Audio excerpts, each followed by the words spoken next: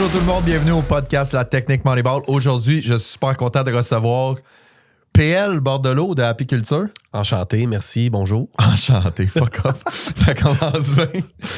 Comment ça va, PL? Mais je les connais pas eux. Ouais, mais bonjour vous. Parce que ça se peut que je te parle pas beaucoup aujourd'hui, c'est eux qui sont les plus importants. C'est parfait. Hey, merci de me recevoir, c'est super apprécié, Marco. Hey, nous autres, on se connaît depuis la COVID. Ouais. Précisément dans la COVID, c'est ça? Ah non, c'était un peu avant. Non, mais moi, j'ai souvenir qu'on avait fait un Facebook Live. Tu sais, on avait eu l'idée de dire, oui. on pourrait faire un Facebook Live, ça serait bon, ça serait pas surutilisé comme concept du tout. Fait qu'on a fait un Facebook Live où est-ce qu'on a parlé de culture d'entreprise et tout, mais avant, pour justement les auditeurs qui ne te connaissent pas, Ouais. PL Bordelot, Apiculture, parle-nous-en un peu. Écoute, on est devenu une firme de management et de stratégie ressources humaines. C'est ce qu'on est devenu. Mais au départ, c'était pas ça. Apiculture, c'est le nom qu'on s'est donné dans notre business où on a choqué notre culture d'entreprise. On a perdu le cœur de nos équipes. On a misé beaucoup trop sur la structure de nos ventes, puis on a perdu le cœur de nos équipes. Tu sais, des fois, quand la structure a tué la culture, c'est pas mal ça qui est arrivé à ce moment-là. Tu sais. On a perdu du monde. Quand je dis « on », là, il y était une quarantaine d'employés. On a perdu 30% de notre staff en moins d'un an. À cause de la culture ou l'absence de culture. Vraiment. À cause de... Tu sais, au départ, tu pars un projet, on était, je sais pas, une quinzaine, ça va bien, tout est bon, ça roule.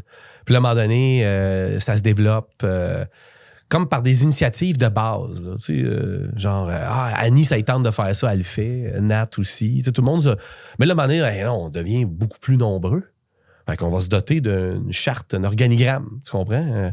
Puis là, on a le président, on a le vice-président, on a toute une structure, tu sais. Fait que notre histoire vient de là. Puis je tiens à nommer mon partner, Martin, qui lui... De la Robille? De la Roseville. De la Roseville? Ouais, ça vient de Passepébiac, dans le coin de la Gaspésie, son nom de famille. On salue les Gaspésiens. Tout le crédit de l'époque lui va en termes de faire cette erreur-là. Non, mais je parle de... Tu sais, moi, je dis « on » à cette heure parce que je suis inclus dans cette histoire-là. Je suis arrivé après, mais lui, il a monté une business pour... au départ, il allait chercher le cœur de ses équipes. Puis là, à un moment donné, il sentait qu'il perdait le contrôle de ça, parce que là, justement, on se donne une structure. Fait qu'il s'est dit, garde, j'ai peut-être pas le cœur de mes équipes, mais je vais avoir le portefeuille de mes clients. Tu sais, genre, là. Mais c'est pas comment je peux dire, c'est pas tout ça, c'est pas tout pensé, là, c'est pas tout réfléchi. Tu comprends? C'est comme, go, stratégie de business. Sauf que, ce faisant, un mauvais réflexe, paf, les gens quittent, se voient plus là. Il y a des gens qui quittent, puis qu'on se dit, coudonc, tant mieux s'ils quittent, là, c'est pas fin, mais il y a du monde comme ça. Hein. Il y en a d'autres que c'était des piliers, des gens de base chez nous. Là, ça part, ça fait mal. Ces gens-là partent. Ils n'étaient pas supposés de partir. Ça, c'est difficile. Ouais, ben, tu sais, ça, c'est un apprentissage que j'ai fait aussi avec le temps, c'est de dire, tu sais, quand c'est ta business, toi, tu donnes corps et âme pour ta business et inconsciemment, tu te dis que tout le monde va faire la même chose, mais ça reste que c'est pas leur business. T'sais. Fait que la journée qu'un employé n'est plus heureux, parce que c'est souvent ça, c'est pas moi, ce que j'ai réalisé, c'est pas nécessairement qu'un employé n'est pas assez payé. T'sais, ça va souvent partir par le fait qu'il n'est pas heureux. Puis quand il n'est pas heureux, ben il n'y a aucune obligation avec toi, puis il fly, là. Il n'est pas heureux. T'sais, c'est pour ça Apiculture est née, parce que justement, ça a fait hey, on sera peut-être pas l'entreprise la plus sexy lundi matin. Là, parce que les business qui nous écoutent ne sont pas tous dans la vente de produits sexy. Là. Moi, je rencontre du monde désormais, là, ils plient de la tôle. Là. Ouais. Tu comprends? C'est des tauliers. Essaie de vendre ça, toi, là, tu vas plier de la tôle. Tu vas changer le monde. Tu vas être là. Une pliure à la fois. Tu sais, t'avais l'annonce dans le temps là, je pense que c'était le gouvernement du Québec qui fait ça. C'est un couple dans un char avec leur enfant. Puis là, l'enfant, il dit, moi, je vais être plombier. Puis là, non, tu seras pas plombier. Non, il dit, je veux juste être plombier. Non, tu seras pas plombier. Puis là, son père se retourne, il le regarde. Puis là, un moment comme intense, il fait comme, tu vas être le meilleur plombier de la Terre. Ben c'est bon, pareil. Ouais, ça donne de quoi? Ça donne un punch. Fait que tu plies pas de la tôle, t'es le meilleur. T'es le meilleur taulier. Mais reste que du monde que ils vivent des difficultés à recruter, à embaucher parce que le métier n'est pas valorisé naturellement, disons. Tu sais, c'est ça pareil qu'on se dit. Ouais. On s'en fout. Moi, présentement, là, Marco, je fais le tour de business. Là. J'en reviens pas comment il y a des cultures d'équipe fortes dans des milieux où il ne devrait pas en avoir. Tu sais, j'ai visité une business l'autre jour, ils sont dans le composite. As-tu déjà senti ça, du composite? C'est une matière plastique Non. qui te brûle les poils de narine instantanément quand tu sors de ton char pour aller les rencontrer. T'es même pas dans l'usine. Ça, je le sais. C'est sûrement. Je l'ai pas expérimenté. Okay. Ça te donne des mots de tête à date. OK, ouais, c'est pas ce soir-là. Ça prend 15 minutes sans farce. Là. Dans les débuts, quand j'allais là, ça me prenait 15 minutes pour que là, je le sente plus. Tu sais, que l'odeur disparaisse. Tu rentres là-dedans, il y a du monde qui sont habillés en combinaison parce que c'est chaud. Il y a des odeurs fortes. Ils ont des lunettes de protection. Ils sont tous là habillés, mais ça se fait des high-five, tout sourire, puis ils sont bien heureux de retourner chez eux. Parce que j'avais hâte de voir la suite de ton histoire, parce que première phrase, c'était pas vendeur, mais... C'est pas du tout vendeur, c'est ce que mon point. Puis tu t'en vas là-dedans, tu fais, voyons, du monde qui trippe de même. Et pendant ce temps, je te dis, la même semaine, j'avais un autre client, on était à Montréal, des magnifiques bureaux. Je te dis, là, un investissement dans des nouveaux bureaux de 55 millions de dollars pour des nouveaux bureaux. Ah. On s'entend que c'est même pas des petits bureaux. Il y avait des murs végétaux, machine à café dernier cri, panneaux solaires, je te dis. Là, table de ping-pong, parfait. table de baby-foot. Ils ont inauguré leur bureau au mois de septembre dernier. Okay. Ils ont presque 700 employés. Il n'y a même pas la moitié des 700 employés qui se sont pointés pour l'ouverture des bureaux. Pourquoi? Parce que c'est pas des bureaux qui vont racheter le cœur d'une équipe. S'il manque de connexion avec les gestionnaires qui sont là, entre équipes, si on se voit pas là à long terme, si on sent pas qu'on fait partie de quelque chose, il manque de quoi? Il faut travailler sur autre chose, tu sais. Puis ça, les business ont à comprendre ça. Les organisations, tout court, là, on s'entend, privées comme publiques, ils ont à réaliser le facteur humain hyper important dans l'équation. Puis ils se disent tout le temps, non, c'est les conditions. Si tu mets des bonnes conditions, là, avec un abonnement au gym, puis tout ce que tu voudras comme pour attirer le monde, puis c'est comme s'ils se disent, et si on achetait la mobilisation des équipes? Ils s'en vont dans cette espèce d'angle-là, puis ça s'achète pas. Dans l'angle que tu disais de ton partenaire Martin, de dire on va acheter, on va aller chercher, on va acheter la culture d'entreprise plus que la bâtir. Mais puis en passant, ça a été ça notre erreur, là. Parce que, pour vrai, on l'a fait. Au début, on a dit on perd notre monde. Là, on va changer, mon gars, on va changer, on va faire d'autres choses. C'est qu'est-ce qu'on faisait? Le gars, là, on l'a engagé à la première journée, Benjamin. Puis il existe, pour vrai, on a embauché Benjamin. Première journée, c'est qu'est-ce qu'on faisait? On l'a envoyé au spa. Ça va être cool. Il va aller au spa, il va se détendre, ça va être relax. Le gars, man, il veut jamais aller au spa.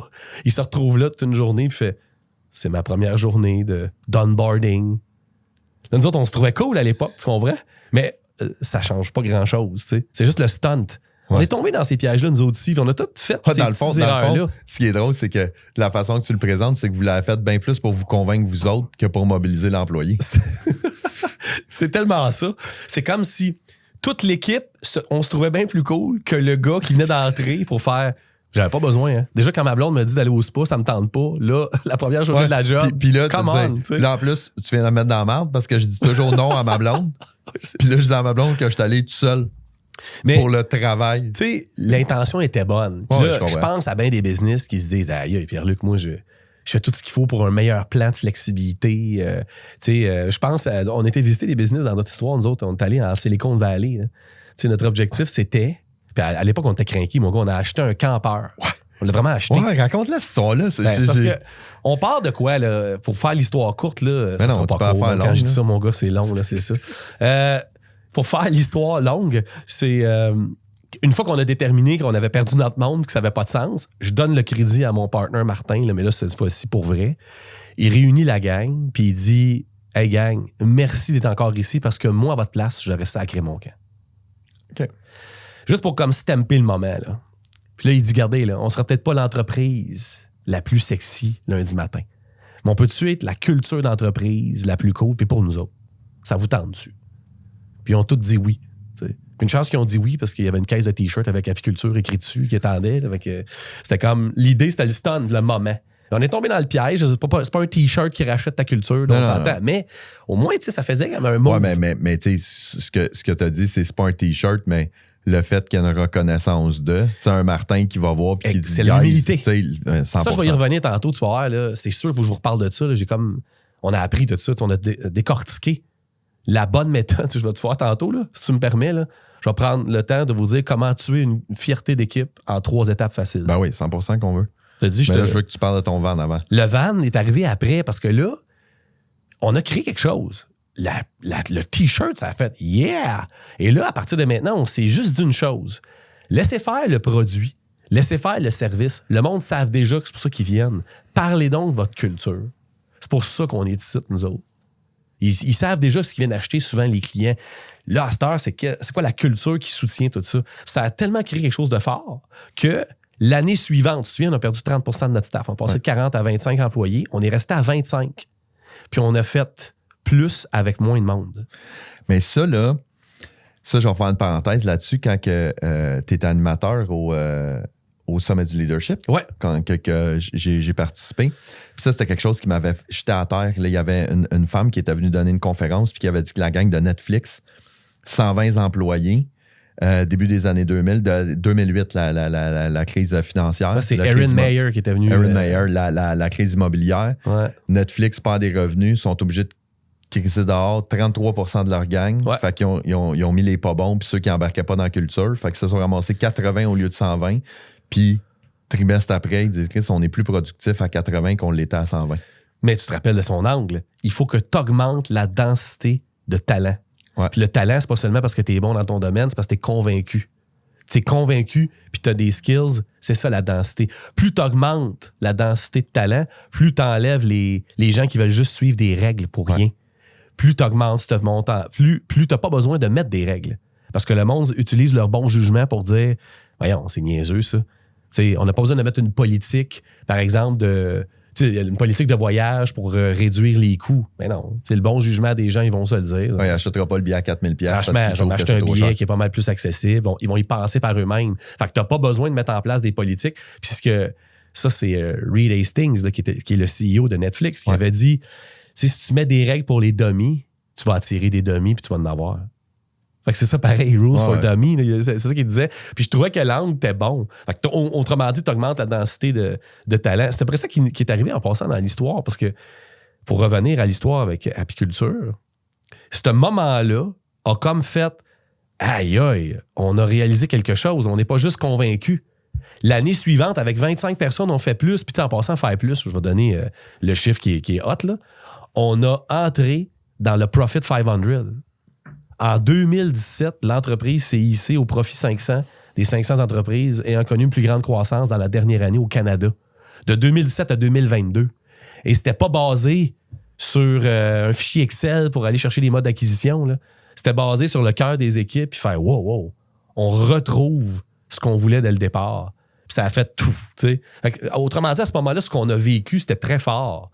Mais vu que c'était une petite business de 40, on s'est dit il faut aller chercher des exemples ailleurs. Il faut aller voir ce qui se fait ailleurs.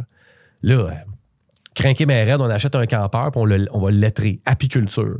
Laboratoire mobile en culture d'entreprise innovante. Il est vraiment nice, là. Je t'enverrai une photo. Tu pourras montrer à tes auditeurs s'ils veulent. On l'a revendu d'ailleurs pendant la pandémie, pendant que tout le monde cherchait des campeurs. Gros cash là-dessus. Non, sans faire, on l'a revendu. Puis on avait été chercher des commanditaires à l'époque. Ça, il faut savoir ça, là. Puis encore là, je donne le crédit à mon partenaire qui est en feu, fait le tour de ses amis entrepreneurs dans le coin de Drummondville, puis il dit j'ai un projet. Pourquoi qu'on n'irait pas chercher les meilleures pratiques pour combattre la pénurie de main-d'œuvre qui frappe fort? Qu'est-ce qu'on doit faire pour garder notre monde? Comment on fait pour donner une vision long terme à du monde qui arrive dans nos business puis qui se voit pas là à long terme? Comment on fait ça? On va aller le chercher. Fait que là, l'idée, c'était ça pareil. Puis on a reçu 20 000 $ en commandite là, pour un campeur qu'on a pris une hypothèque de 103 000. Ça va payer le gaz un peu pour y aller. Puis il y a sa belle-sœur qui débarque, à Martin toujours, puis qui dit « J'aimerais ça faire un voyage dans l'Ouest canadien, l'Ouest américain. » On a dit « Ça te tente-tu de le faire pour une bonne raison? » Fait qu'elle est partie, elle, pendant 3 mois et demi. Moi, je pilotais le projet à distance pour être sûr d'y aller. Je suis retourné en plus dans certaines business qui nous ont marqués, vraiment hot. Disney, en passant. Zappos, je sais pas si tu connais Zappos, qui est une entreprise qui font de la vente de chaussures et de vêtements en ligne. OK. Tony Shea qui a fondé cette entreprise-là, qui était décédé aujourd'hui, malheureusement. Il avait une vie assez... rock and roll. Rock and roll. Décédé à l'âge de 42 ans. Oh, c'est moi, ça. Comment? C'est mon âge, ça. Lâche pas. Mais il était convaincu qu'il ne bâtissait pas des entreprises, il bâtissait des cultures d'entreprise. Écoute, il a acheté une business là, au début. Ça s'appelait Zapatos. Zapatos. C'est ce que ça veut dire, Zapatos en espagnol? Soulier. T'es fort. Puis il a contracté ça avec Zappos. Il a acheté ça, ça valait quelque chose comme genre 500-600 000. Il l'a revendu à Amazon. C'était en 2009 pour la modique somme de 1,2 milliard. C'est un bon investissement. Ça va bien, quand même, Ouais, ça va bien. Fait que, tu sais, il a monté quelque chose de solide, de très fort, avec pas tant d'employés que ça, à Las Vegas. Ils sont rendus presque 2000. C'est pas si gros que ça, là, pour une grosse business comme ça. Mais business d'1,2 milliard. Ça n'a pas de sens. Il a monté quelque chose de solide, de débile. Et d'ailleurs, il était à San Francisco quand il a monté la business avec 90 employés. Ça, c'est hot dans l'histoire. Puis il a dit à sa gang, faut pas rester à San Francisco. On a besoin d'entreposage. Nous autres, on a besoin. Ça coûte une fortune. Ben oui. Il faut déménager. Il faut faire un move. Puis là, c'est Las Vegas qui les attendait parce qu'au Nevada, ça coûte vraiment moins cher puis c'est plus facile. Bon. C'est une autre vie. Puis tu sais, puis avec le fait que tu me dis qu'il est mort à 42 ans rock'n'roll, je me dis Il y a peut-être une corrélation à faire là aussi dans le comportement de l'humain. Mais tu sais bien ça, il avait monté une équipe tellement forte, il a dit, je m'en vais. J'ai regardé sur Google Maps. Tu pars de San Francisco, tu t'en vas à Las Vegas, là, c'est 8h37 de route. C'est quand même un move, là. Ouais. C'est comme si nous autres, on s'en allait, je sais pas moi, à Sept-Îles, on se disait, regarde, on déménage là. Au niveau de la distance, oui, là, mais je veux dire, c'est pas le même lieu. Vegas, cette île, je pense pas que t'as la même mobilisation des là, employés. Je pensais plus à la distance que ouais, c'est ça, parce que Chris, tu dis à ta gang, hey, guys, on s'en va, ce serait... c'est... Mais attends, mais sur les 90 employés, il y en a combien qui l'ont suivi, tu penses? Parce que c'est du monde qui déménage leur famille. Là, je me dis que le chiffre doit être énorme. Là. Je vais dire 60. C'est 70. Ah, j'étais pas loin. Hey, mon gars, c'est impressionnant. Ouais. 70 employés sur 90 ont décidé de dire faut y aller. Ils déménagent leurs enfants d'école. Là, tu comprends? Il y a des familles là-dedans, il y a du monde qui sont réunis. Non, c'est trop fort le projet. Puis écoute, ils ont monté, ils ont buildé ça. Puis il y a encore des piliers qui sont là. Je suis allé là pendant 5 jours parce qu'on est allé les voir, mais je suis retourné les visiter. Je suis retourné faire le crash course, si tu veux. C'est pas un crash course, carrément. Là, c'est 5 jours. Là. C'est bien plus qu'un crash course. Sur vraiment la liste saucée comme il faut sur c'est quoi leur customer experience, l'expérience client qu'ils ont bâti, mais qui est bâti carrément sur l'employé, qu'est-ce qu'il vit en premier. Si lui est complètement imbibé, là, c'est clair qu'il va prendre le téléphone et il va faire « Tu veux des souliers, toi, là? » Puis tu sais, moi, en plus, ils m'ont fait prendre un appel. J'étais un visiteur. Puis il dit « Tu veux-tu parler avec un client? » Je fais, je sais pas. Non, c'est pas grave, prends un appel. C'est ça notre culture, nous autres.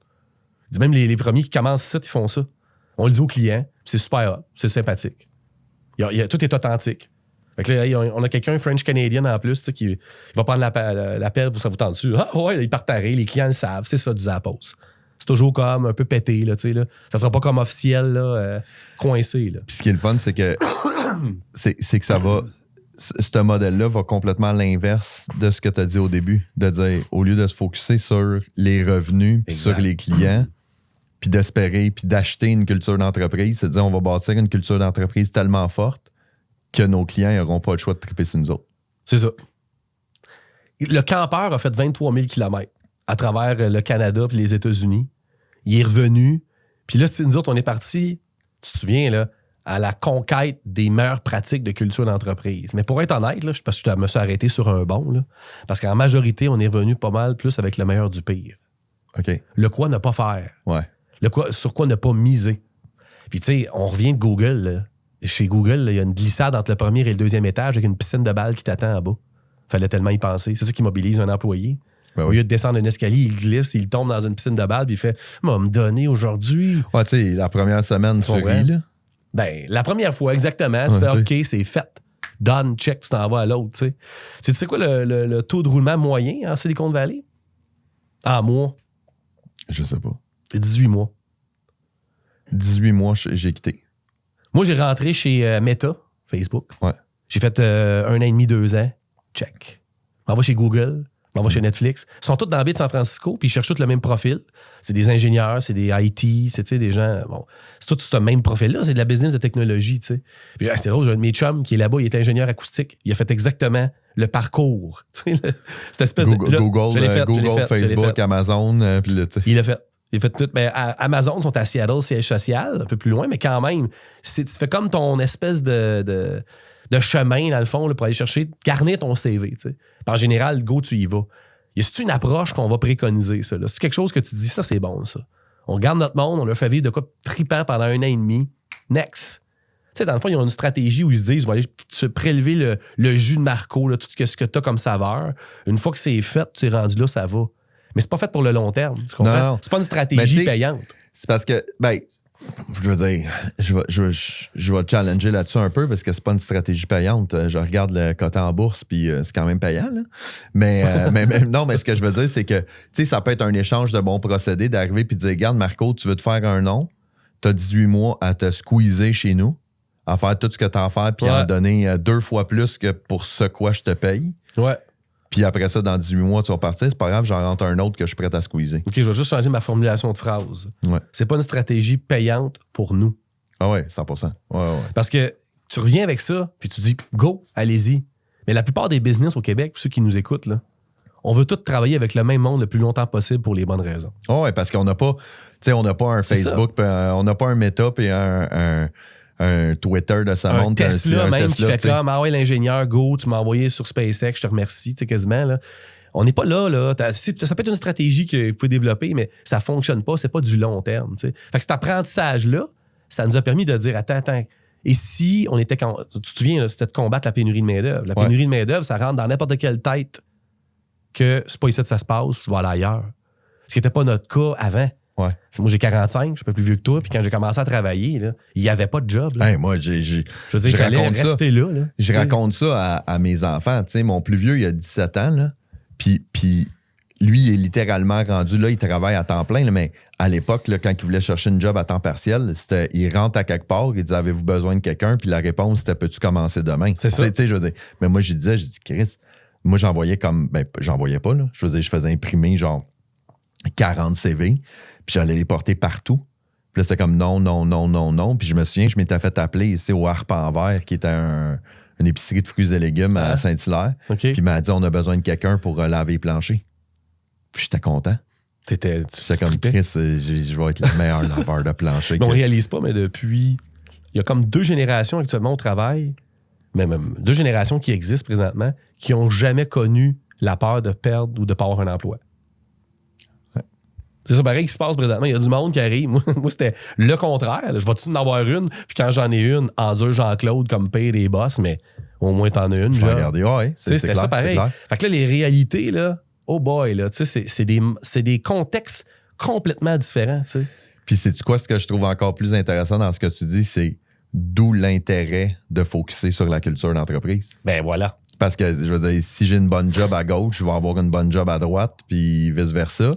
Mais ce qui va faire la différence entre une bonne job de gauche puis de droite, c'est la culture puis comment je me sens à l'intérieur. C'est quasiment plus que l'intérêt. C'est l'obligation de focusser là-dessus. Parce que là, tu te dis, OK, là, lui, là, c'est pas la job, là. C'est pas le taux horaire. C'est, il tripe-tu colis son chum au travail, puis il travaille pour Fred, son gérant, dans une épicerie ou je sais pas trop, dans un resto, puis il fait comme, c'est nice, j'aime ça. C'est ça, ça, c'est la culture d'équipe, là. Là, il faut l'entretenir, là. Faut que l'équipe fasse. Faut que le gars, il trippe au bout, là, tu sais. Il faut qu'il sente qu'il est impliqué. Il n'a pas trop le choix, tu sais. Dans le fond, on a changé de contexte. Je vais te donner une image, là. Toi, tu vas te reconnaître là-dedans. Tu te souviens-tu, dans le temps, Marco, où un vendredi soir, tu disais peut-être à ta blonde, bouge pas, chérie. Je vais aller nous louer un film, puis je reviens. Ouais. C'était hot, ça, ce moment-là. Ouais. Là, tu bouges pas. Faisais moins 20, pognais le char. Faisais ton petit 10 minutes. T'allais au club vidéo. Ouais. Tu te rappelles? Ouais. Il y avait des petites boîtes un peu partout avec des petites crunchs en velcro que tu décollais. Là, tu avais un bon Bruce Willis ou un bon Sylvester Stallone à l'époque. C'était les gros hits. Là. Plus qu'il y avait de la boîte. Arnold aussi, t'as raison. True Lies. Tu sais, plus t'avais de boîte, plus c'était hot. Là. Plus là, tu faisais, on m'a fait confiance. Plus c'était toujours écrit, ouais, le meilleur film de tous les temps. Tu sais, il y avait des commentaires direct sur la cassette. Tu discrunchais ça, tu partais, mon gars. Tu louais ton film, t'arrivais chez vous, tu pesais supplé. Puis soyons honnêtes, des fois, Willis ou même Arnold l'avait échappé. Là. Ouais. C'est pas toujours des bons films. Là. Ouais, mais là, tu l'avais loué puis il n'y a rien d'autre. Fait que tu fermais ta Qu'est-ce que tu faisais? Tu l'écoutais jusqu'à la fin. Ouais. Puis rembobine la cassette, sinon tu as des frais de retard le lendemain. Là, là tu allais reporter ta cassette. Aujourd'hui, un même vendredi soir, Marco, avec ta blonde, tu ouvres Netflix. Si elle n'aime pas Netflix, le générique d'intro... Netflix, Amazon, Disney+, Apple TV, Crave, tu sais, aujourd'hui, c'est tout là. Même plateforme, tu l'ouvres l'émission. Si elle n'aime pas la musique d'intro, tu switches, tu changes pour une prochaine. Ouais. Bienvenue dans le monde du Netflix de l'emploi. J'adore la comparaison. Tu comprends? On est comme... Mais c'est parce que ça change le comportement du consommateur. Puis consommateur-travailleur, là, consommateur-employé, c'est un peu lié. Hein? On a comme une espèce de comportement de consommation au travail. On consomme, bizarrement. Mais on ne veut pas consommer après usage, la culture. On veut que ça soit durable. C'est le même principe. Fait que là, le consommateur, il faut l'emmener dans la bonne portion de consommation. Parce que c'est pas vrai que c'est tout le monde qui veut du jetable, là, ou même au travail. Ils veulent de quoi qui dure. Ouais. Fait que c'est ça qu'il faut comme développer. Si c'est ça notre stratégie, comme tu disais tantôt, si c'est autre chose, ça me dérange pas. Mais ce contexte-là me fait dire, là, on va arrêter de mettre ça sur la faute des générations. Je commence à être écœuré en Christie de l'entendre. La pénurie de main-d'œuvre a le dos large et les générations aussi. Ouais. OK, Mané, c'est assez. Là, il y a un contexte actuel qui favorise des comportements. Mais tu sais, je vais te donner le meilleur exemple que je vois, c'est, tu sais, admettons, mon fils, 17 ans, il a fait une coupe de job-in, puis tout, puis tu sais, il aimait pas, puis il a quitté, puis là, tu fais comme, la nouvelle génération, tu sais. Mais là, aujourd'hui, mon gars, il a une job qui trippe, il a du fun, il a une belle gang, puis tu le vois. Tu le vois, son engagement par rapport à... Mais je veux dire, c'est la même personne. Là. Il trippe. Il a du fun. Tu sais, je pense que c'est là que je peux t'emmener un peu dans l'idée que apiculture, quand on est revenu, là, on est revenu avec un bassin de base, un peu de quoi ne pas faire, comme je te dis. Là. Ouais. Les pièges, allez pas là. Sérieux. Arrêtez de miser, justement. Envoyez pas Benjamin au spa la première journée. C'est un stunt. Là, ça n'a pas rapport. T'sais. Ensuite, c'est pas nécessaire, une glissade entre le premier et le deuxième étage. Je comprends que tu veux les abonner au gym, là, mais c'est pas ça qui va faire en sorte qu'ils vont triper. Tu peux organiser le meilleur des 5 à 7, mais il n'y a aucun 5 à 7 qui va racheter ton 9 à 4 ou ton 8 à 4. Tu comprends? C'est dans le jour que ça se passe. À moins que tu travailles de soir ou de nuit, là, mais tu comprends mon point. Ouais, je comprends très bien. Parce qu'il y a du monde qui se disent party de Noël. Moi. Ouais, là, nous autres, on a le best party de Noël ever. Ça n'a pas rapport. Sais-tu quoi? Je vais te donner une comparaison familiale. Tu sais, je veux dire, si tu n'as aucune relation avec ta famille puis que tu fais un party de Noël, ben je veux dire, c'est pas le party de Noël qui va racheter ça. Qui va racheter ta relation familiale. Que exactement. Tantôt, tu as parlé t'as parlé des erreurs à ne pas faire. Ouais. Ou les erreurs à faire pour scraper ta culture d'entreprise. C'est parce que, on a comme arrivé avec une espèce de quoi ne pas faire, justement. Tu sais. 3 étapes pour tuer la culture ou tuer la fierté de ton équipe. J'aime ça parler de fierté. Sais-tu pourquoi? Parce qu'il n'y a rien de pire pour un entrepreneur que de se faire dire « Hey, Marco, bravo! » Tu as gagné plein de trophées dans la dernière année. Ton entreprise s'est hissée au profit 500, je le disais tantôt. Mais juste te confirmer qu'il n'y a personne dans ton équipe qui est fier de ta business à part toi. Arc. Ben, je pense que c'est la pire affaire à se faire dire, d'après moi, pour un entrepreneur. C'est comme si là, je te rends de la pièce, bien comme il faut, mais avec un goût amer où tu fais arc. Il n'y a pas un entrepreneur qui peut se faire dire tes employés sont pas fiers de ton entreprise. Ben, je vais refaire la même comparaison. Je vais refaire la même comparaison familiale, tu sais, de dire t'es super fier que ta petite fille allait gagner le concours de patinage artistique, mais tout le monde trouve que ta petite fille est poche. Je veux dire, c'est sûr, ça brise le cœur, mais une business, c'est comme un enfant. Fait que je vois très bien, là, tu l'as présenté, puis ça m'a fait mal en dedans quand tu l'as dit. Fait que... en fait, je peux juste dire ça parce que quand je rencontre désormais des entrepreneurs, même des gestionnaires, t'es-tu fier d'être un gestionnaire? Hein? Parce que c'est pas seulement entrepreneur. T'es-tu fier d'être un entrepreneur? T'sais? Puis ils vont me dire, ouais, je suis arrivé là, mais si je te dis que ton équipe est pas fière de toi, c'est comme, c'est la fierté là, de nos équipes, c'est le gage d'offrir un meilleur service client. C'est le gage d'avoir un produit de qualité. C'est le gage d'augmenter nos marges de profit. C'est un gage, là. Ça vient avec. Autrement dit, tu veux pas... Le succès de l'entreprise, là, ça se fait grâce à la fierté des équipes, pas sur le dos des employés. Clair. Fait que, tu sais, c'est pour ça que je t'emmène dans... On a appris comment tuer la fierté des équipes en 3 étapes faciles. La première étape... Étape 1. Comme dans Dora. Manque d'humilité. Sois complètement orgueilleux. Ah ouais, manque d'humilité, tu vois, ça tue à petit feu. Reste dans ton orgueil. Reste dans le gars qui n'est pas capable d'admettre qu'il s'est trompé. T'sais. Reste dans le gars qui pense que c'est tout lui qui va régler. Éteindre des feux. Là. Vas-y, man. Vas-y dans l'humilité. Je t'ai nommé les troupes, je reviendrai pour les décortiquer, tu vois. Deuxième étape. Manque de clarté. Faut pas que tu saches où tu t'en vas. T'sais, là, je te parle pas d'être brouillon. Là, moi, je suis pas trop clair avec mes équipes. Non. On sait pas trop ce qu'on s'en va. Qu'est-ce qui se passe? On regarde. Les décisions sont prises sur quoi? C'est ça. Manque de clarté. Tu vois, ça c'est bon. Ça, c'est excellent. Et le dernier, non le moindre, pour tuer sa fierté d'équipe, c'est une absence de courage. Prends-en pas de décision. Fais pas ce qu'il faut. Protège pas ton équipe. Passe le client avant le client a toujours raison. Manque de courage, je te dis. Manque d'humilité, manque de clarté, manque de courage.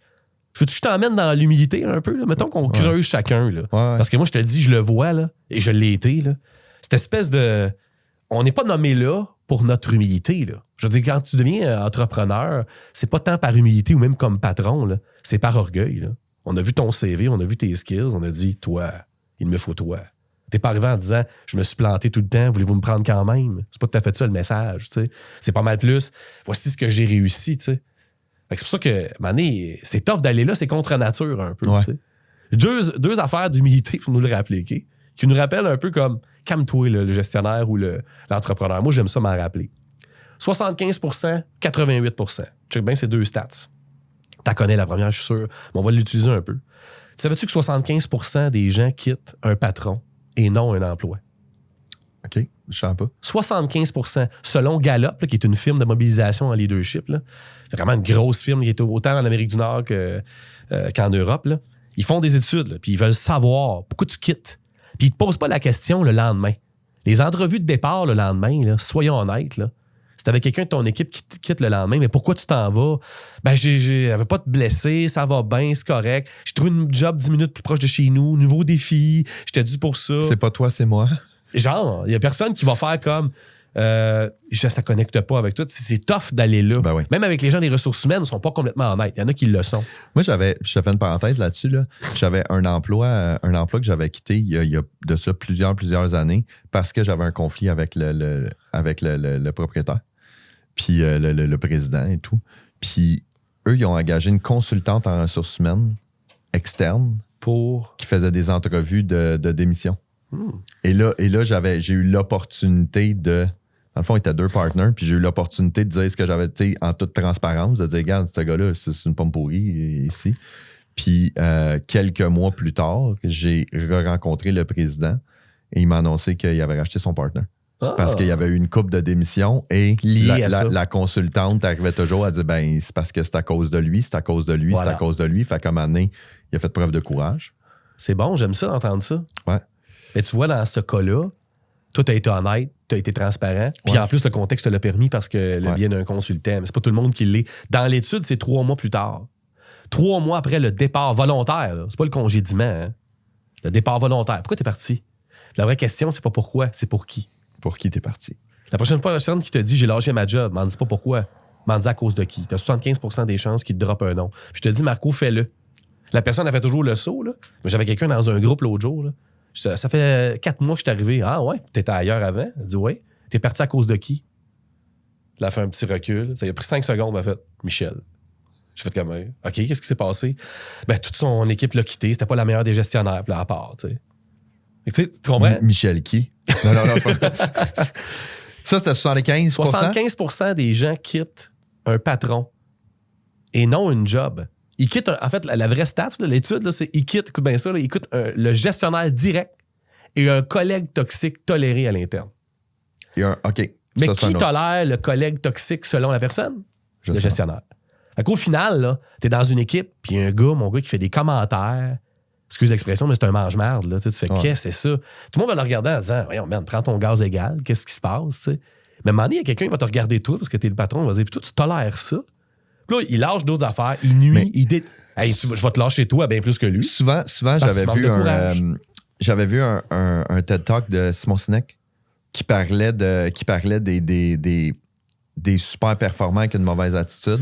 Puis là, il demande dans la salle, il dit, c'est qui le trou de cul dans votre job? Puis là, tout le monde part à rire parce qu'il dit, je sais que vous en avez tout un en tête. Mais il dit souvent, ce genre de personne-là, c'est genre le high performer qui vend beaucoup puis qui réussit à générer des résultats. Fait qu'il y a une valeur pour la business, mais il y a une valeur décroissante pour la culture d'entreprise. C'est-à-dire, oui, il génère des revenus, mais il est à risque de réduire la performance de l'équipe. Puis c'est quoi qui prime? C'est-tu sa performance à lui ou c'est la performance de l'équipe? Parce que si lui, il performe, ça me dérange pas, mais il réduit l'équipe. T'sais. Fait que tu sais, ce que ça me fait dire, c'est que 25% des gens qui vont quitter pour une autre raison que le gestionnaire direct. Ouais. Ou le collègue toxique toléré. T'es d'accord avec moi? 100%. Fait que clairement, le quart des gens qui finissent par dire non, ça allait super bien avec Marco. Moi, c'est parce que je pars en business avec mon frère. T'sais.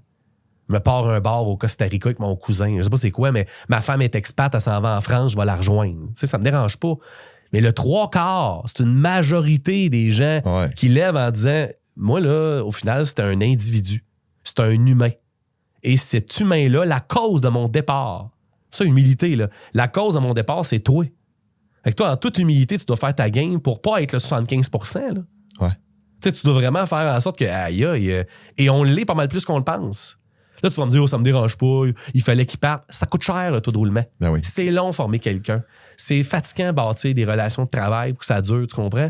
Faut que tu fasses de quoi. Ben, surtout dans le contexte de main-d'œuvre. C'est pas comme si tu ouvres la porte et tu as 26 candidats qui sont là. Ouais, attends, là, à l'époque, là, on recule dans notre temps.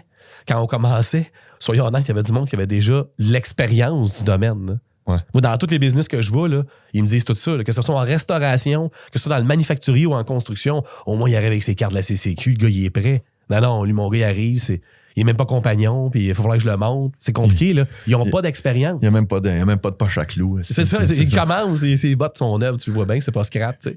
Okay, là, ils ont besoin de devenir un peu plus en mode formation, en mode intégration, en mode académique, tu sais. Mais quand tu sais que 75% des gens quittent un gestionnaire direct, tu dois en toute humilité faire ton approche pour dire c'est peut-être moi le 75%. Ouais. C'est quoi mon 75%? C'est ça que tu dois te dire, tu sais. Tu te souviens mon nom de stats? 88. Ouais. Écoute bien ça. Parce que dans l'étude, c'est hot. Ils demandent à la personne, j'adore l'angle de la question. Je l'adore. Ils disent, demain matin, si tu avais à perdre ta job, parce que tu ne la perdras pas, mais mettons que tu avais à perdre ta job, c'est quoi tu serais le plus triste de perdre? 88% des gens répondent. Les collègues. L'équipe. Ouais. Les collègues. Ma seconde famille. Mon team. Fait que si je quitte, c'est de ta faute. Mais si je reste, c'est grâce à eux. C'est comme quand le Canadien va bien. Là. Ouais. Quand ça va bien, c'est grâce à l'équipe. Quand ça va mal, c'est à cause du coach. Ouais. Humilité, là. Le monde, là, ils diront pas qu'ils vont rester pour toi. Mais t'en fais partie de l'équation, mon gars, parce que c'est toi le thermostat de la place pour l'équipe. Ouais, ben dans le fond, ce que tu dis, c'est ils resteront pas pour toi, mais vont partir à cause de toi. Exactement. Fait que tu fais juste prendre ça en considération. Personne, la fin de semaine, se fait dire, travaille toujours pour, là, je sais pas moi, BMR, Tim Horton, je sais pas moi, n'importe quel, Desjardins, ils vont tous faire ouais. Puis, t'aimes-tu ta job? Quand on va leur demander ça, t'es-tu heureux? T'es-tu bien? Je pense pas qu'ils vont penser à leur gestionnaire direct en disant, oh ouais. Je travaille pour Nathalie. Elle est ma gestionnaire directe. Elle me coach tous les jours. Elle m'inspire. Tant mieux s'ils disent ça, puis peut-être que c'est vrai. On salue Nathalie. Mais la base, c'est vraiment, je trippe avec ma gang direct. J'ai du fun. Puis ça se peut que le boss, il sorte à ce moment-là. Le gestionnaire direct. Là, je sais pas si tu as compris, là. Ouais. Tout l'apprentissage de notre culture d'entreprise, la culture d'une équipe, est grandement déterminé par le gestionnaire direct qui favorise l'équipe. C'est vraiment ça. L'équation parfaite, là, c'est un gestionnaire qu'on a envie de suivre. Parce que tu sais la différence, hein? Entre un boss et un gestionnaire, là. Ouais. Je fais différent. Ou un manager, là. Il y en a un que tu suis, l'autre, tu as envie de le suivre. Il y a une grosse différence. Même un collègue. Mettons, toi, t'es mon collègue. Oui, parce que mais ça, l'autre, c'est mon ami. Toi, je te suis. L'autre, j'ai envie de le suivre. Oui, parce que t'as pas besoin d'être un boss pour être un leader.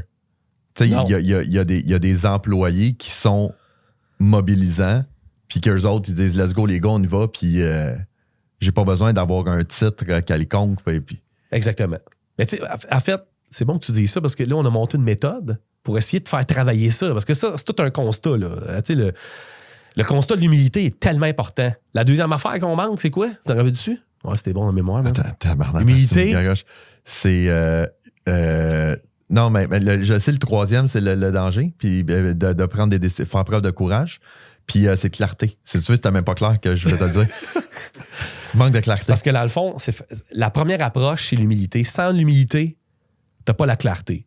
Tu sais, moi, je veux dire, si t'es pas capable d'admettre que c'est un peu toi le problème, ou mettons que ça serait de ma faute, ça serait quoi que j'aurais à changer? C'est ça, l'humilité. Ouais. Un peu de vulnérabilité. Ben, c'est ta capacité d'introspection. Puis, Martin, tu veux dire... qui met son genou à terre. Tu te souviens dans l'histoire qui dit merci d'être encore ici parce que moi, à votre place, j'aurais sacré mon camp. C'est un moment d'humilité, ça. Le monde font oh.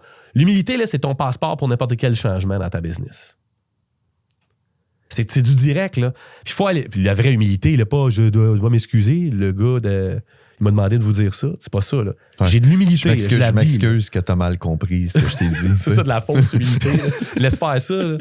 Après ça vient la clarté. Par contre, dans la clarté, là, c'est justement ce qu'il faut amener. Puis on a monté une méthode que désormais, nous autres, on appelle ça du team mapping. Comment cartographier des équipes. Ça, c'est hot. Puis ce que tu viens de dire là, mine de rien, juste avant, un leader, c'est pas besoin d'être un boss, c'est exactement ça. On a monté l'image d'un bateau, encore là, d'une source de Gallup, là, qui démontre des comportements dans un bateau. Tu sais, de gens qui se comportent genre le dernier dans le bateau, c'est un D qu'on appelle, parce qu'ils ont toutes des lettres A, B, C, D. Il y a 4 personnages, OK? Sur 10 en tout. Le dernier, c'est un D. Le D, c'est le démobilisateur. Tu m'as parlé d'un gars, ton Simon Sinek, qui a dit tantôt que c'est un asshole, vraiment. Mais le meilleur, ben justement, il est là. C'est un démobilisateur. Lui, là, je peux-tu être vulgaire un peu? Là? Ah oui. Il y a Mario dans la construction l'autre jour. Il m'a dit, ah ouais, ton dé, là, ça, c'est celui qui te pisse dans les oreilles des autres. Ouais. Il m'a dit ça. C'était pas si vulgaire que ça. Pas si pire. Je m'attendais vraiment à paix. Ben, je veux juste comme des auditeurs. Tu peux-tu leur faire vraiment plus vulgaire? Tabarnak, gros. C'est bon, Mais en plus, je me rappelle, on était dans un moment de groupe, Mario il a dit, fait que je vous le dis tout de suite, là, s'il y en a un prochain ou une prochaine qui pisse dans les oreilles des autres, est-ce qu'il va avoir affaire à moi? Tu sais, le gars, il met le boss qui met. Mais ça marche, là, je veux dire, il avait pas l'air d'un dictateur à ce moment-là. Tout le monde avait l'air à dire, c'est vrai, c'est assez, là. Tu sais, là, ça suffit, là. Maintenant, on peut-tu. On n'est pas obligé. On peut être insatisfait. On peut ne pas toujours être bien, là. Mais de là à répandre ça un peu partout sans qu'on le règle, ça c'est, là. Ça a été son statement. À partir de l'image de mon bateau, là, quand il a vu le dé, il a fait tabarnane, c'est assez. Fait qu'il a fait de la gestion de son dé chez eux, puis il a fait ça suffit, tu sais. Après ça, il y a les C. Les C dans le bateau sont représentés, c'est 50% du bateau, là. C'est du monde qui sont corrects, mais c'est du monde, on peut pas dire mobilisé. Ils sont comme, me suis trouvé une job. Tu leur demandes, hey, es-tu fier de travailler pour tel job? On va faire, fier comme toi, là. Ouais. C'est une job, c'est un horaire, c'est un salaire. Je te remercie. Mais la fierté. Je tombe en vacances dans 3 semaines. Ça va bien. C'est correct. Ouais. Je trouve une job. Tu sais, il y en a pas mal plus qu'on pense, c'est 50%. Ouais, mais t'en as besoin aussi, là. Je veux dire, t'en as besoin. Tu sais, je veux dire. T'en as besoin, mais l'affaire que je veux pas qu'on fasse, c'est d'accepter ce statut-là. J'ai le droit de les accueillir puis de dire que c'est correct. Mais de là à dire, oh, ça va. Non, il faut toujours comme penser à, hey, ce gars-là, la fin de semaine, là, peut-être sur son motocross, il est complètement crinqué. Mais quand il arrive chez nous, il met son T-shirt de C puis il fait comme, c'est correct. Comment ça? Pourquoi je suis pas capable d'aller rechercher le gaz de cette personne-là? Puis en avant du bateau, là, t'as les B qui sont des mobilisés et t'as les A qui sont des mobilisateurs. Et je les ai pas appelés des leaders. Je les ai appelés des mobilisateurs. Parce que des fois, les gens, là, quand on parle de leader, on dirait qu'ils justement, ils font lien à, faut que ce soit un boss. C'est un leader, il y a un titre. Le mobilisateur, c'est pas un titre, c'est pas une médaille. C'est un rôle qu'il joue dans l'équipe parce qu'il se dit, comment ça va la gang? Ils ont-tu le goût de faire ça, eux autres? On donne-tu le goût de relever des défis, eux autres? Ou on leur donne juste des tâches? Ça, c'est le A, ça. C'est une fille, c'est un gars dans ton équipe qui sait exactement... Ça, c'est drôle parce que je vais te raconter une histoire, là. Il y a un Richard dans une équipe qui a dit, et je cite, il dit, ah ben tabarnak, t'as raison, moi je suis un B, je suis pas un A. Michael, c'est mon A. J'ai dit, mon Dieu, Richard, ça a l'air clair pour toi. Comment vaut ce sacre et cette révélation? Pourquoi tu dis ça? Je sais bien ça, c'est le superviseur. Là. C'est un superviseur dans une usine. Puis il réalise tout à coup qu'il n'est pas un A. Là, tout à coup, c'est comme si j'enlevais du poids à ses épaules. Parce que j'y avais dit, si t'es pas un A, t'as pas d'affaire à l'être. Parce que plus je te force à être un A, peut-être que je t'envoie à C. Comprends-tu? Quand tu forces un B à être à A, tu l'envoies à C. Quand tu forces un gars qui a juste le goût de faire la job, à craquer d'autres pour le faire, il se démobilise, là, puis il fait de la merde. Il recule dans le bateau. Il dit, mais Michael, par exemple, lui, c'est un mobilisateur. Je dis, pourquoi tu dis ça? Je dis, je vais donner l'exemple très, très clair. Moi, là, mes gars, là, je sais quand est-ce qu'ils vont en vacances. Michael, il sait où est-ce qu'ils vont en vacances. Avoue qu'elle est bonne. C'est malade. Hey, j'ai vraiment fait, mon Dieu, Michael, ça, c'est une révélation. C'est-à-dire, puis c'est vrai, là, il portait la parole là, de plusieurs Richards au Québec qui sont des bons dispatchers. Mais si tu du monde sont capables de donner une vision long terme, de craquer une gang, faut-tu enlever Richard de l'équation? Non. Tu sais, Richard, c'est un bon gars. Il a monté le département à lui seul. C'est un numéro 1 de son domaine. Mais son statut le matin, c'est pas de penser au moral des troupes. Là. Lui, il se lève et il fait comme faut livrer. Là. Il y a des palettes dans le shop Poway. C'est ça qu'il se dit.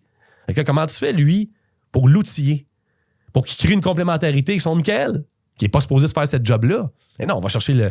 Va mandater Michael. Va lui dire qu'il vient de t'aider. Tu parles de... Tantôt, tu faisais une comparaison avec le Canadien. Mais tu sais, je le vois beaucoup comme... entraîneur-chef, entraîneur adjoint. T'es pas le premier à me dire ça. Mais tu sais, l'entraîneur-chef, lui, c'est les systèmes, il y a une froidure, puis tu sais, il est obligé de couper des gars, puis tout le kit. Puis souvent, l'assistant coach, c'est le gars qui, tu sais, il va savoir où est-ce que les gars ils vont en vacances, tout le kit. Puis fait que tu sais, t'as besoin d'avoir les deux parce que si t'as juste un, il y a un manque de mobilisation, puis si t'as juste l'autre, ben il y a un manque, je dirais, de performance parce que si t'es trop chum aussi avec ton dirigeant, à un moment donné, il faut que la job se fasse, là, tu sais, fait que... Moi, je pense qu'au 20e siècle, là, les business se bâtissaient sur des individus qui développaient leur leadership. On est-tu au 21e siècle? Au 21e siècle, okay. Ce sont des équipes qui mobilisent. Okay. Avant, c'était des individus qui devaient être des kings. Tout reposait sur le fondateur, hein? Le leader charismatique. Mais excuse-moi, mais on est dans la merde si on fait ça, parce que quand cette personne-là s'en va, à part avec la culture. Là, il faut arrêter ça. Le 20e, là, c'était des individus leadership. Le 21e, c'est des équipes qui mobilisent. Pour moi, c'est différent. Faut faire ce qu'on appelle, nous autres, on monte un concept qui s'appelle de la gestion décentralisée. Arrête de tout centraliser ça sur un individu, t'es dans la merde. Il y a des chefs d'équipe, il y a des chefs techniques, il y a du monde qu'on va déterminer dans ton équipe qui vont jouer des rôles. Puis ça, là, ça va créer la composition d'équipe que tu veux, ça va l'entretenir. Il y a du monde qui vont se voir à long terme. Puis là, la fin de semaine, quand ils vont demander puis t'aimes-tu toujours ta job, on va faire ouais, c'est nice. Pourquoi? Ils s'en rendront pas trop compte. Ils sauront pas que tu as monté un système. Mais là, c'est là que nous autres, on arrive avec avec mon bateau, je te disais, qui sert de mapping d'équipe pour faire exactement comme dans le sport, regarder nos joueurs et faire wow, qui s'occupe de l'aspect compétence? Ça me dérange pas. Y en a-tu un qui s'occupe? Y a-tu quelqu'un qui va chercher le cœur des équipes? Non, c'est pas grave, ils savent tout quoi faire. Ils savent tout quoi faire, mais ça prend quelqu'un qui leur donne le goût de faire quoi faire. J'ai envie de te raconter une anecdote qui est arrivée mercredi. Ça m'a vraiment fait rire parce que j'ai commencé à coacher mon plus vieux. J'ai recommencé à coacher mon plus vieux au soccer. OK? Il a 17-18 ans, puis moi, j'ai toujours été un mobilisateur de même. Là, moi, je veux dire, je suis pas le meilleur tacticien, mais on va y croire Jacques Demerster. Puis il y a 5-6 gars que je coach qui ont 18 ans que j'ai coaché de 5 ans à 12 ans. OK? Fait que tu sais, des gars que j'ai pas vus pendant 5-6 ans de temps, puis aujourd'hui, ils sont grands, ils ont de la barbe et tout. Et il y a un jeune qui est là, qui me dit, on joue à Chambly, puis il me dit, hey, tu viens-tu? C'est là qu'on a gagné le championnat, genre quand c'était ce terrain-là. Puis il se souvenait de la game au complet et tout. Puis je me souviens que quand on avait coaché, c'était on voulait gagner, bien évidemment, puis on avait demandé aux gars, voulez-vous gagner? On gère le banc comment? Développement ou gagner? Puis les gars étaient comme, on veut gagner. C'est qu'on veut gagner. Fait que là, c'est OK, parfois, on va jouer le banc de même. Puis il y avait un de nos jeunes, c'était pas le meilleur, c'était vraiment pas le meilleur. Puis lui, il a bien compris, là. Si on veut gagner, il jouera pas. Ou il jouera très peu. Mais lui, il était comme, on y va, mobiliser, comme c'est pas possible. Okay. Il dit, je vais rester sur le banc, puis il encourageait. Puis un moment donné, on l'a embarqué sur le jeu 2 minutes. Sur une game de 90, il a joué 2 minutes. Parce que la game était vraiment serrée. Puis lui, il était super de bonne humeur. Puis là, on l'a embarqué, puis on lui a dit, tu vas embarquer 2 minutes. Il a joué les meilleures 2 minutes de sa vie. Là. Lui, là, il est sourire fendu jusqu'aux oreilles. Là, puis là, il était comme, là, j'ai l'opportunité d'aider l'équipe. C'est hot. Le privilège. Ouais. Puis là, il sort. Puis quand il sort, les gars, ça tape dans les mains. Ça dit, hey, gros chef. Puis le gars, il fait partie de l'équipe et tout. Il a joué 2 minutes sur une game de 90. Malade, hein? Mais tu sais, c'est drôle parce que c'est arrivé là. Tu sais, puis de dire le jeune, on parle d'il y a 6 ans. Puis c'est que 6-7 ans, c'est clair dans son esprit, puis tout le kit, ça a un impact. Ouais. Fait que tu sais, c'est de dire que t'as pas besoin d'avoir non plus les top guns en haut qui font tout. C'est ça. Puis il faut que tu valorises aussi ceux qui, tu sais, comme tu disais tantôt, celui qui plie de la tôle. Là. Ouais.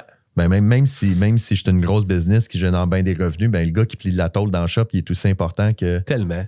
Que le leader en haut, le leader charismatique, tu sais. Mais ça, c'est bon ce que tu dis là, parce que c'est l'angle que j'ai là. Dans l'humilité, là, que je te disais tantôt, vient aussi le privilège de faire ce que je fais, d'être avec mon équipe. Tu sais, moi, j'ai rencontré un gars, à un moment donné, leçon d'humilité de Yannick, qui est dans une shop.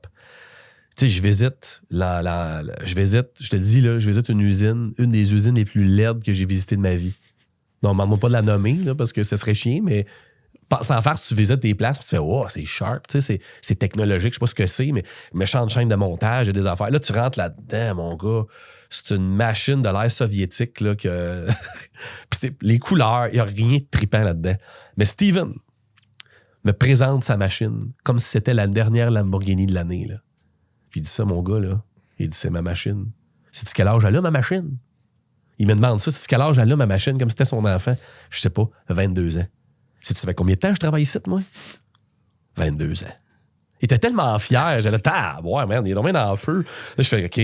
Là, après ça, je m'en vais dans. Je te remercie, Steven. Je m'en vais. Moi, on fait ça, là, on fait des visites. On s'en va sur le terrain. Je vais voir ce qui se passe. Tu sais. José, machine différente, mais pas aussi. Tu sais, c'est pas hot, là. Toute fière de me présenter à quel point sa machine, elle élimine des pertes et elle fait du recyclage. On n'est peut-être pas vert assez, mais au moins avec ça. Puis elle est en feu, là, je te dis. Une dose d'intensité et de fierté là, naturelle. Je fais, voyons ce qui se passe ici. Qu'est-ce que c'est ça? Je rencontre Yannick, force tranquille. T'as pas besoin d'être des louds là, puis des extravertis. Là. Le gars, il est là, puis c'est salut, ben oui, bienvenue. Tu sais, force tranquille.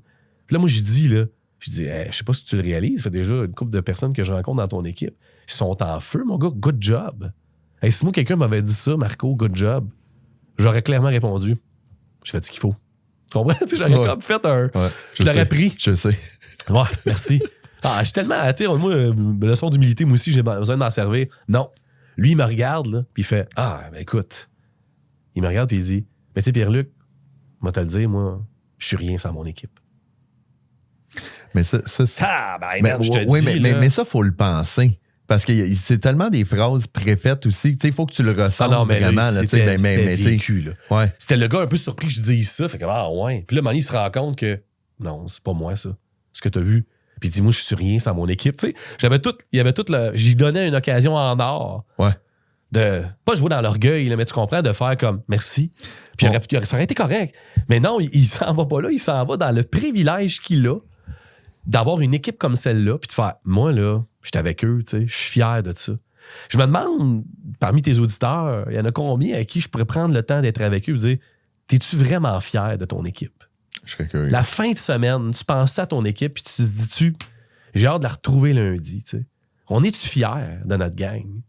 Puis pour vrai, pense pas de créer de la fierté dans ton équipe si toi, t'es même pas fier. Mais non, ça, c'est clair. Ça pourra pas marcher. Non, tu comprends? Ce côté-là, humilité, là, clarté en passant, je m'en allais là, c'est le bateau que je te disais, là, mais pas juste le bateau, parce que c'est du mapping d'équipe. Fait que là, tu dois identifier dans ton équipe c'est qui mes A, mes B, c'est qui mes C, mes D.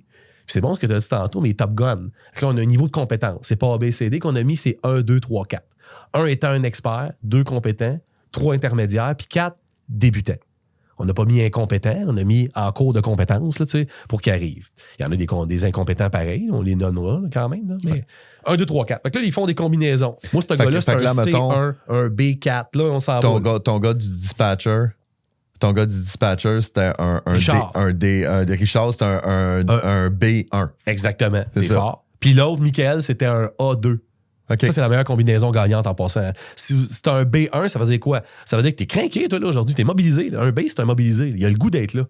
Il a pas le goût de donner le goût, mais il a le goût d'être là. Ouais. C'est un 1, man. C'est la référence. Là. Va pas voir dans le manuel là, pour le code là, ou le SKU. Demande directement à Richard. Il le connaît. Tu comprends? Fait que là, c'est un B1. Puis là, versus l'autre, c'est un mobilisateur. Même mets-le à 3, même pas à 2, parce qu'à 2, il serait compétent.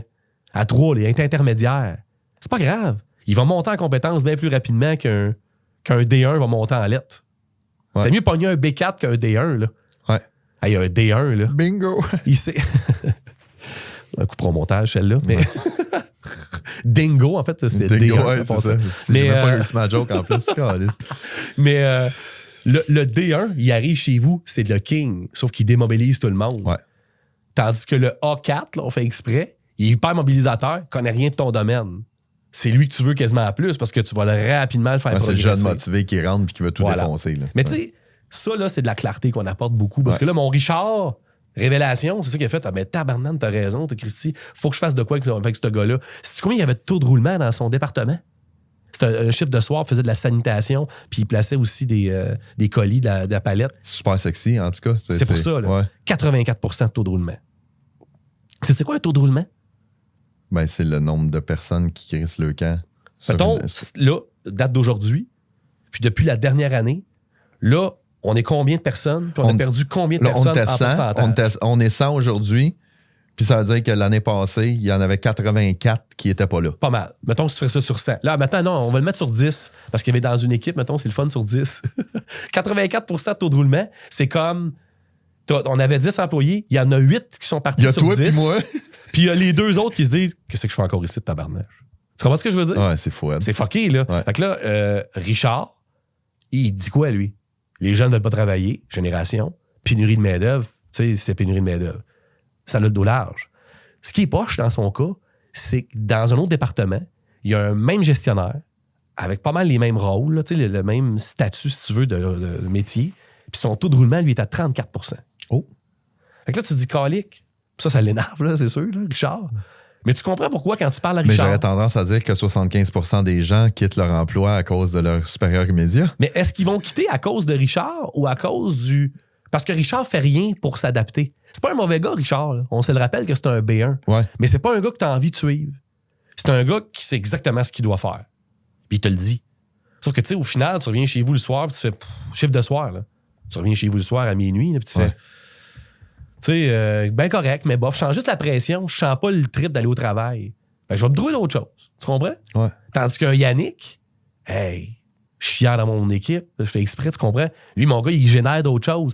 Fait que je dis pas qu'il est meilleur. Je veux dire, il faut prendre des notes pareilles, il faut faire de quoi. Parce que j'ai dit à Richard, en passant, Richard, 61 ans, il prend sa retraite dans 5 ans. C'est ce qu'il m'a dit. Tu sais, ils savent leur chiffre des fois. Ouais. Là, c'est ce que j'ai dit, j'étais tout seul pour lui dire ça, par exemple. Je dis, Richard, tu prends ta retraite dans 5 ans, c'est ça? Il fait, ouais. Tes 5 ans, là, tu veux-tu les choisir ou tu veux les subir? Oh, il m'a regardé. Il m'a dit, et je cite, qu'est-ce que tu veux dire, toi, Chris? Parce que... Mais c'était assez honnête. T'aurais pas pu me dire ça il y a 30 ans? J'ai dit, c'est parce que là, je te sens pas triper, là. Je te sens subir ce qui se passe, la situation. Ben, officiellement, c'était pas 5 ans qu'il restait, c'était 1142 jours. Tu sais, c'est genre ça, là, tu sais, avec son calendrier. De... Il l'a calculé, là, tu sais. J'ai dit, que j'ai posé comme question, j'ai dit, juste une question à te poser, Richard, c'est quand est-ce que la dernière fois, t'arrêtes de char était le fun de venir ici le matin? Pense-y comme faux, là. Quand est-ce que tu t'en venais ici, tu faisais, t'avais hâte de retrouver ton équipe et faire ta job, tu sais? Il dit en 98. Pour vrai? Ouais, parce qu'en 98, il a été nommé superviseur. OK. Il dit avant 98, je travaille avec mes chums. Depuis 98, ça a changé. Ça a évolué. Ben, c'est drôle ça fait longtemps, 98. Parce que c'est fou. Tu parlais de Richard, puis moi, je le voyais comme... je voyais le principe de Peter s'appliquer là-dedans, de dire, il était bon dans ce qu'il faisait. Fait que comme il était bon dans ce qu'il faisait, on va lui donner une promotion. C'est tout le temps ça qui se passe. Plutôt que de dire, Chris, t'es bon dans ce que tu fais, on va te laisser là, puis on va mettre quelqu'un qui est bon dans ce qu'il fait pour pouvoir le gérer. Mais souvent, c'est l'orgueil, comme tu dis, le manque d'humilité, de dire, Chris, ça fait 20 ans que je suis là, c'est moi qui aurais dû avoir la promotion. Ouais, mais t'es pas bon pour gérer du personnel. Je veux dire... Là, regarde, clarté pour Richard, il fait un move avec Michael, puis il dit, t'es mon A2, A3, faut que tu m'aides. Ouais. Réduction du taux de roulement. Il a passé de 84 à 44 %. Là. Il a quand même le réduit. Ouais. Ça, on parle de 6 mois. En 6 mois, là, wow. Comment on a fait ça? Lui, mon gars, il s'est ouvert. Tout de suite, c'est déjà différent. Michael, qui sait quand les gars vont en vacances, mais il sait bien plus que ça. Crée quelque chose. Hey, tu sais, c'est quoi? Il m'a conté, il dit, je suis allé voir mon Michael, j'ai demandé, tu peux-tu m'aider à accueillir les nouveaux? À faire en sorte là, qu'on crée de quoi ensemble. Puis qu'est-ce qu'il répond? Hein? C'est souvent la job. Michael, il répond, je le fais un peu déjà, mon Richard, tu sais. C'est tout le temps ça, pareil. Là. Ouais. Je le fais un peu déjà. Mais en même temps, là, si tu me demandes de le faire, man, je pars en mission, là. Je suis en feu. Tu sais, l'avenir des business, c'est pas seulement du monde bon dans leur domaine. C'est du monde bon avec les humains de leur domaine. Puis tu parles aussi au niveau de la clarté, c'est de dire, c'est pas Alexis, comment il s'appelle? Michael. Tabarnouche, il y a des noms dans ton podcast. Ouais, parce que moi, je les connais, là, j'ai pas tout dans ma tête. Mais tu sais, Michael, il faisait ça de façon non organisée. Non, c'est ça, c'était intuitif. Tandis que là, c'est de dire, hey, bienvenue, Richard. Richard m'a dit de te faire le tour. Ouais. Fait qu'en faisant ça, par procuration, Richard travaille sur sa culture aussi, puis il mobilise la gang. Mais il s'est aperçu, Richard, pour la première fois de sa vie, qu'il n'y a pas un autre consultant comme moi qui débarque pour lui dire, il y a un leader qui sommeille en toi et je vais le réveiller. Ouais. Tu comprends? Lui, il était tanné de ça. D'ailleurs, en passant, Richard, là, il m'écoutait, mettons, t'es moi, dans les groupes, là, dans les rencontres, il m'écoutait de même. Ah ouais, c'est ça, cause toujours, man, sur les vidéos. Tu vois, ça ne tentait pas d'être là. Atelier 1, on fait des ateliers, là, on jase, puis on brasse des affaires. Quand je suis arrivé dans mon histoire de mapping, vous n'avez pas été un A, B, le tac-tac, là, c'est là qu'il a reviré de bord. C'est la révélation, il a fait, ah ben, tabarnak, puis il part. Pourquoi? Parce qu'il a fait, ça, c'est accessible. Ça, enfin, quelqu'un qui me dit que j'ai pas affaire à forcer quelque chose que je suis pas. Puis c'est pas une démotion, c'est pas un aveu d'incompétence. Non. Ça, c'est la clarté pour Richard. Mais soyons honnêtes, Marco, là, dans bien des cas, mais dans d'autres cas, la clarté, c'est plus pour la haute direction. Ouais. Parce que des fois, Richard, il est capable d'aller mandater des Michael. Parce que c'est un B. Oublie pas, c'est un joueur d'équipe, un B. Hein, il est mobilisé. Mais moi, je pogne des gestionnaires des fois qui sont des C1. Un C, c'est un correct, là, mais bof. On a reçu les directives de la direction, puis ça va être ça. Tu sais, il n'est pas mobilisé. Il commence à se démobiliser. Là, ma job à moi, c'est de leur dire courage, les amis, voulez-vous le garder en ce poste-là? Ah, mais c'est le meilleur en achat. Ben oui, mais moi, il y a la planification des achats, pas directeur achat. Il y a 22 personnes sous sa garde. Là, c'est là que tu t'aperçois que des fois, dans l'organigramme d'une business, on analyse ça, la structure là, de management. On se dit, oh, pourquoi ici, il y a un gars qui gère 22, puis ici, il y en a 2 qui gèrent 24. Là, tu grattes un peu, puis le gars, c'est un A d'un bar. L'autre bar, c'est 2 C. Des fois, ça prend comme 2 ou 3 C pour remplacer un A. Là, ils ont plein de justifications. Ils vont faire comme non, mais c'est parce que c'est pas tout à fait la même chose. Puis là ça passe. Regarde-le. Là. Ton coût de gestion par tête, si on veut l'analyser, là, il coûte cher en tabarnak. Ça, c'est ce qu'on propose. Là. On fait une analyse du coût de gestion par tête. Si on prend l'ensemble de tes employés, tu en as 250. Puis je te dis présentement, tu es à 44 222 $ par tête, là, par employé en coût de gestion. Ça marche mieux que l'ensemble du coût global, tu comprends? Là, on peut-tu, avec cette composition-là, te le réduire? Mettons qu'on pourrait te le réduire déjà à 32, 22, mettons, on coupe de moitié, parce que tu as replacé ton monde avec de l'humilité, de la clarté puis du courage. C'est ça que ça prend dans nos business. Revoir un peu l'approche de la structure du management d'un bar, puis évidemment la posture du manager de l'autre côté, là, comme un Richard qui est capable de faire des moves. Là. Ça, là, cette affaire-là, là, ben, ça nous évite de tuer notre fierté d'équipe. PL, ce fut... c'est déjà fini? Ben, on arrive à la fin. D'habitude, on a un timer, là, mais on devrait être... Chris, on est plus que fini. Ça va être notre plus long. Ça va être notre plus long à vie. Ah non, pour vrai. Ouais, fait que...